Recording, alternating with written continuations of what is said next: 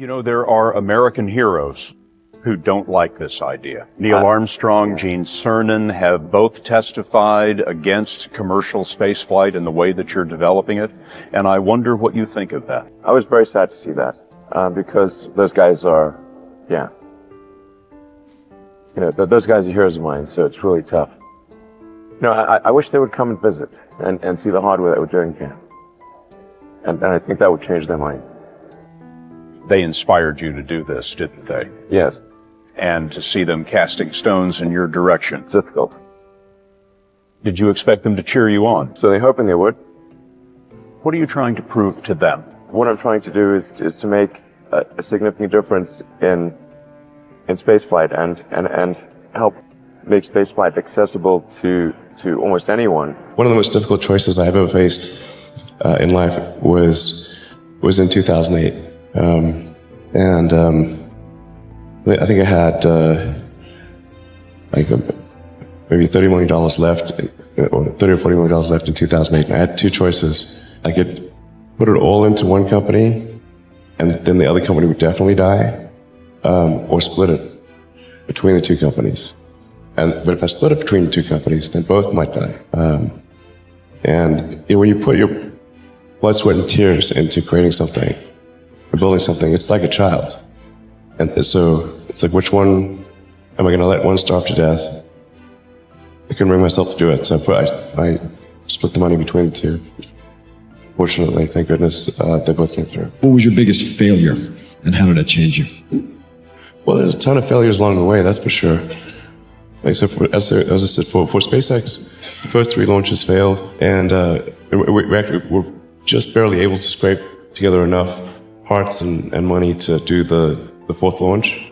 If that 4th launch had failed, we would have been dead. So multiple failures along the way. I tried very hard to get the right expertise in for SpaceX. I tried hard to find a great chief engineer for the rocket, but the good chief engineers wouldn't join, and the bad ones, well, there was no point in hiring them. So I ended up being chief engineer of the rocket. So if I could have found somebody better, then we would have maybe had less than 3 failures. That 3rd failure in a row, did you think, I need to pack this in? Never. Why not? I don't ever give up. So many people tried to talk me out of starting a rocket company. It was crazy. One good friend of mine collected a whole series of videos of rockets blowing up and made me watch those. He just didn't want me to lose all my money. We're doing these things that seem unlikely to succeed, and we've been fortunate, and at least thus far they have succeeded. Now is the time to take risk. You don't have kids. As you get older, your obligations increase. And once you have a family, you start taking risk not just for yourself, but for your family as well. It gets much harder to do things that might not work out. So now is the time to do that before you have those obligations. So I would encourage you to take risks now. Do something bold. You won't regret it. How did you figure you were going to start a car company and be successful at it? Well, I didn't really think Tesla would be successful. I thought we would most likely fail.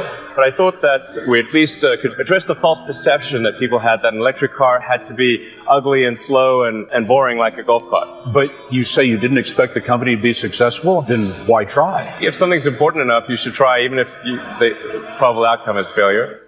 Or how do you think about making a decision when everyone tells you this is a crazy idea? Or where do you get the internal strength to do that?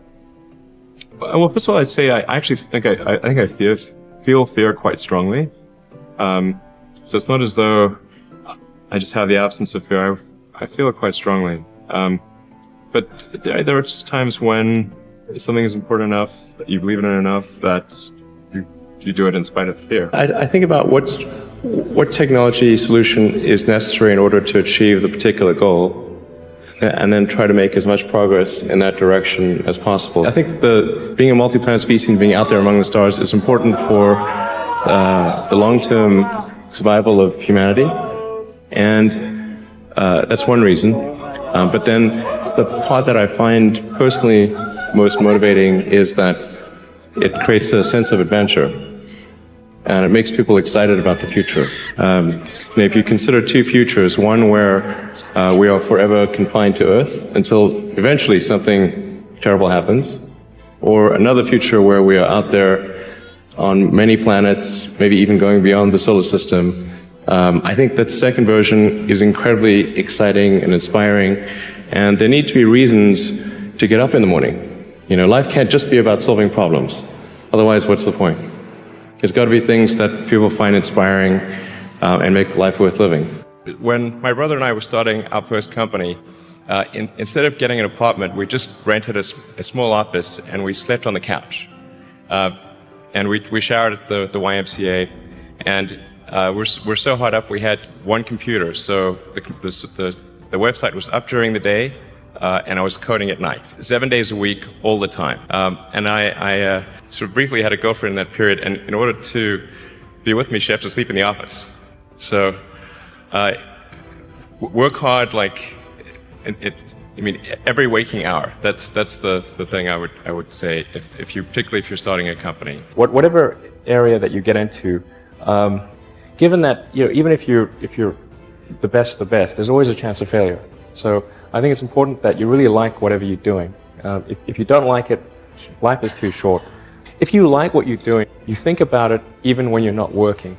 I mean, it's something that your mind is drawn to. And if you don't like it, you just really can't make it work, I think.